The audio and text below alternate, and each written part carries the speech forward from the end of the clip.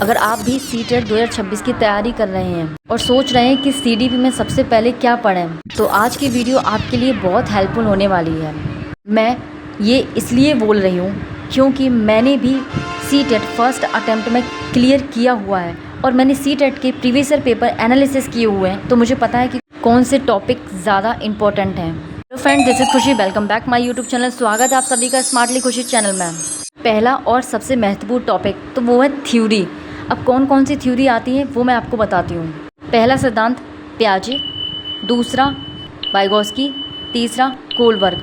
अब जान लेते हैं कि इनसे किस तरह के क्वेश्चन आते हैं। पियाजे की थ्योरी का नाम है कॉग्निटिव डेवलपमेंट थ्योरी। इसमें स्टेज से क्वेश्चन आते हैं, उनकी उम्र क्या है, विशेषताएं। सीटेट में रिपीटेड क्वेश्चन है, बार बार इन्हीं से प्रश्न पूछे जाते हैं। एग्जाम्पल्स के द्वारा समझते हैं कि किस प्रकार के प्रश्न पूछे जाते हैं। स्क्रीन पर आपको ये प्रश्न दिखाई दे रहा होगा। पियाजे का सिद्धांत किससे संबंधित है? ऑप्शन भाषा विकास, संज्ञानात्मक विकास, नैतिक विकास, सामाजिक विकास। सही जवाब है संज्ञानात्मक विकास। इसी टाइप के क्वेश्चन आते हैं। नेक्स्ट क्वेश्चन देखते हैं। पियाजे के अनुसार कंजर्वेशन की अवधारणा किस अवस्था में विकसित होती है? Option sensory motor, pre operational, concrete operational, formal operational. सही जवाब है option C concrete operational. Next important theory है वाइगोत्स्की की थ्योरी। इससे किस प्रकार के प्रश्न आते हैं? ZPD, स्कैफोल्डिंग, MKO, मोर नॉलेजेबल अदर। इस टाइप के प्रश्न पूछे जाते हैं। एग्जाम्पल से समझते हैं। स्क्रीन पर आपको ये प्रश्न दिखाई दे रहा होगा। वाइगोत्स्की के सिद्धांत में स्कैफोल्डिंग का अर्थ क्या है? ऑप्शन बच्चे को दंड देना, सीखने के दौरान आवश्यक सहायता देना जिसे धीरे धीरे हटा लिया जाए, केवल परीक्षा लेना। डी ऑप्शन रटकर याद करवाना। सही जवाब है ऑप्शन बी सीखने के दौरान आवश्यक सहायता देना जिसे धीरे धीरे हटा लिया जाए। इस टाइप के प्रश्न आते हैं। थ्योरी है कोलबर्ग की थ्योरी। इसके 3 स्तर और 6 चरण अच्छे से याद रखें। सेकेंड टॉपिक है हमारा ग्रोथ वर्सेस डेवलपमेंट। ये बहुत इंपॉर्टेंट टॉपिक है। हर साल इसी से प्रश्न पूछा ही जाता है जो बार बार रिपीटेड होता है। स्क्रीन पर आपको ये क्वेश्चन दिखाई दे रहा होगा। ग्रोथ और डेवलपमेंट में मुख्य अंतर क्या है? ऑप्शन दोनों का अर्थ समान है। वृद्धि केवल मानसिक परिवर्तन है। वृद्धि मात्रात्मक क्वांटिटी होती है, जबकि विकास गुणात्मक क्वालिटेटिव और मात्रात्मक दोनों होता है। विकास केवल शारीरिक परिवर्तन होता है। सही जवाब है ऑप्शन सी वृद्धि मात्रात्मक क्वांटिटेटिव होती है, जबकि विकास गुणात्मक क्वालिटेटिव और मात्रात्मक दोनों होता है। टॉपिक थर्ड जो बहुत इंपॉर्टेंट है, इंक्लूसिव एजुकेशन, समावेशी शिक्षा। नेक्स्ट क्वेश्चन, समावेशी शिक्षा का मुख्य उद्देश्य क्या है? ऑप्शन केवल प्रतिभाशाली बच्चों को पढ़ाना, केवल दिव्यांग बच्चों के लिए अलग विद्यालय बनाना, सभी बच्चों को उनकी विविध आवश्यकताओं के अनुसार एक ही विद्यालय में समान अवसर के साथ शिक्षा प्रदान करना, केवल सामान्य बच्चों को शिक्षा देना। सही जवाब है ऑप्शन सी सभी बच्चों को उनकी विविध आवश्यकताओं के अनुसार एक ही विद्यालय में समान अवसर के साथ शिक्षा प्रदान करना। Topic 4 learning disabilities. स्क्रीन पर आपको ये क्वेश्चन दिखाई दे रहा होगा। निम्नलिखित में से कौन सा एक लर्निंग डिसेबिलिटीज़ अधिगम अक्षमता का उदाहरण है? Option dyslexia, dysgraphia, dyscalculia. Option D उपयुक्त सभी। सही जवाब है ऑप्शन डी उपयुक्त सभी। आप लोग मुझे कमेंट में ज़रूर बताइएगा जो डिसेबिलिटीज़ होती हैं, डिसलेक्सिया, डिसकैल्कुलिया, डिस्ग्राफिया, बच्चों को इनसे किससे संबंधित परेशानी होती है। नेक्स्ट टॉपिक, अब टॉपिक कहिए या सब टॉपिक कह लीजिए, जो भी डिसेबिलिटीज़ होती हैं या एक तरीके से डिसऑर्डर है, वो है हमारा ADHD डिसऑर्डर और ऑटिज्म डिसऑर्डर। इनसे रिलेटेड प्रश्न बहुत पूछे जाते हैं और बार बार एग्जाम में रिपीटेड हुए मैंने देखा है। प्रीवियस ईयर मैंने पेपर एनालिसिस किए हुए हैं, उसी के आधार पर मैं आपको ये इन्फॉर्मेशन ऑथेंटिक और इन्फॉर्मेशन दे रही हूँ।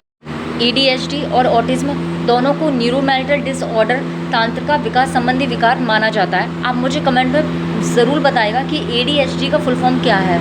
ADHD का फुल फॉर्म है attention deficit hyper activity disorder. इसमें क्या होता है कि बच्चों को ध्यान करने में कठिनाई होती है, अत्यधिक अति सक्रियता, हाइपर एक्टिविटी, बच्चे एक टाइम तक एक जगह पर टिककर नहीं बैठ सकते, आवेगपूर्ण व्यवहार भी करते हैं बच्चे। ऑटिज्म स्पेक्ट्रम डिसऑर्डर ASD, सामाजिक संपर्क में कठिनाई। इसमें बच्चों को क्या होता है, कम्युनिकेशन करने में प्रॉब्लम होती है, वो सोशली समाज में कम्युनिकेशन नहीं कर सकते। सीमित या दोहराए जाने वाली व्यवहार रुचियाँ। एक्चुअली क्या होता है कि जब बच्चे के आप उनकी रूटीन में चेंजमेंट कर देते तो उनको बहुत ज़्यादा प्रॉब्लम होती है, उनको अपना रूटीन बदलना पसंद नहीं होता है। इस टॉपिक है हमारा मोटिवेशन।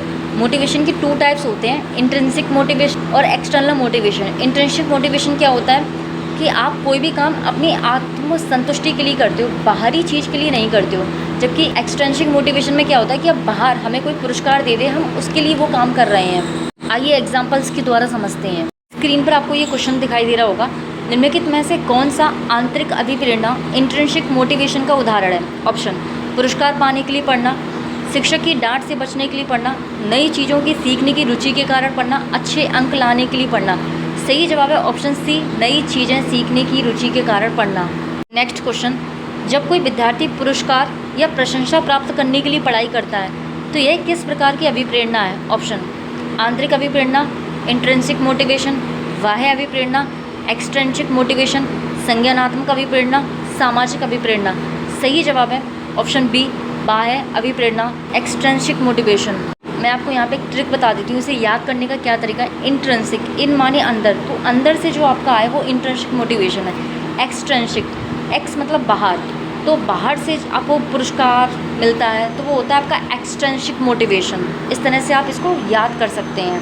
नेक्स्ट टॉपिक है हमारा सोशलाइजेशन, यानी कि बच्चे का सामाजिकरण।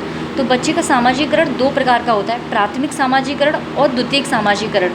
प्राथमिक सामाजिकरण उसका जो सबसे पहले होता है वो परिवार में ही होता है, परिवार ही उसका प्राथमिक सामाजिकरण है, क्योंकि बच्चा अपने सबसे पहले वैल्यूज़ अपने परिवार से ही सीखता है। सेकेंड है हमारा सेकेंडरी सामाजिकरण, यानी कि सेकेंडरी सोशलाइजेशन, उसका विद्यालय होता है, क्योंकि परिवार के बाद वो विद्यालय जाता है और विद्यालय में जाकर वैल्यूज़ को सीखता है। आपको स्क्रीन पर ये क्वेश्चन दिखाई दे रहा होगा, बच्चे का प्राथमिक सामाजिकरण प्राइमरी सोशलाइजेशन मुख्य रूप से कहाँ होता है? ऑप्शन, विद्यालय में, परिवार में, खेल के मैदान में, पुस्तकालय में। सही जवाब है ऑप्शन फर्स्ट, विद्यालय में। कमेंट में आप सभी लोग ज़रूर बताइएगा कि बच्चे का द्वितीयक सामाजिकरण सेकेंडरी सोशलाइजेशन कहाँ पर होता है। नेक्स्ट टॉपिक है हमारा जेंडर। स्क्रीन पर आपको ये क्वेश्चन दिखाई दे रहा होगा। क्वेश्चन, जेंडर शब्द किससे संबंधित है?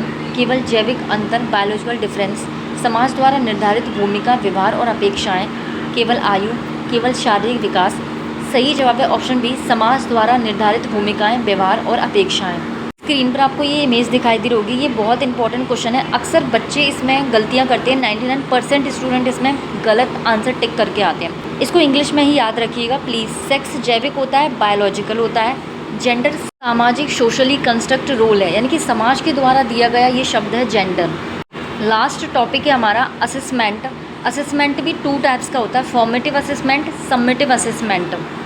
असेसमेंट का मुख्य उद्देश्य क्या है? ऑप्शन, केवल विद्यार्थी को अंक देना, केवल परीक्षा आयोजित करना, विद्यार्थियों के अधिगम की प्रगति का पता लगाना और उसमें सुधार करना, केवल विद्यार्थी की रैंक निर्धारित करना। सही जवाब है ऑप्शन सी, विद्यार्थी के अधिगम की प्रगति का पता लगाना और उसमें सुधार करना।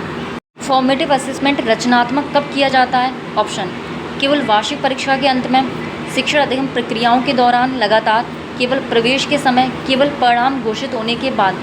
सही जवाब है, आप लोग मुझे कमेंट में बताइएगा। मैं आप सभी को हिंट दे देती हूँ कि फॉर्मेटिव असेसमेंट क्या होता है। देखिए फॉर्मेटिव असेसमेंट क्या होता है, जब टीचर पढ़ाते हैं तो पढ़ाने के दौरान बीच बीच में जो बच्चे का लगातार असेसमेंट होता है, यानी कि उनका मूल्यांकन करते हैं, उसी को बोलते हैं फॉर्मेटिव असेसमेंट। सीडीपी के ये कुछ इम्पोर्टेंट और महत्वपूर्ण टॉपिक थे, लगभग 10 टॉपिक होंगे। इन्हीं टॉपिक से बार बार सीटेट में क्वेश्चंस आते हैं। अगर आप इन टॉपिक को अच्छे से प्रैक्टिस और रिवीजन के साथ कर लेते हैं तो आपका भी सीटेट में 30 आउट ऑफ 30 स्कोर बन सकता है। मिलते हैं नेक्स्ट वीडियो में। चैनल को लाइक शेयर सब्सक्राइब करना मत भूलिएगा। Thank you watching my video.